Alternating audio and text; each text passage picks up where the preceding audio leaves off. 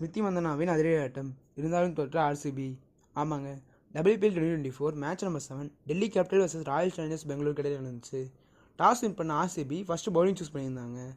First batting பண்ண டெல்லி கேபிட்டல்ஸ்க்கு பார்த்தீங்கன்னா ஷஃபாலி வர்மா 50 ரன்ஸ் இன் 31 பால்ஸ்லையும், ஆலிஸ் கேப்சி 46 ரன்ஸ் இன் 33 பால்ஸ்லையும், மேசன் கேப் 32 ரன்ஸ் இன் 16 பால்ஸ்லையும், ஜெஸ் ஜான்சன் 36 ரன்ஸ் இன் 16 பால்ஸ்லையும் அடித்ததுனால டிசி 20 ஓவர்ஸ் முடிவில் 194 for 5 முடிச்சிருந்தாங்க. 195 இமாலய இலக்கை சேஸ் பண்ண ஆர்சிபிக்கு பார்த்தீங்கன்னா கேப்டன் ஸ்மிருதி மந்தனா 74 ரன்ஸ் 43 பால்ஸில் அடித்து பறக்க விட்டுருந்தாங்க. அவங்களோட ஃபஸ்ட்டு 50 WPLையும் ரெஸ்ட் பண்ணியிருந்தாங்க. அவங்கள தவிர யாருமே சரியாக சப்போர்ட் பண்ணாதனால ஆர்சிபியால் இந்த டார்கெட்டை சேஸ் பண்ண முடியல.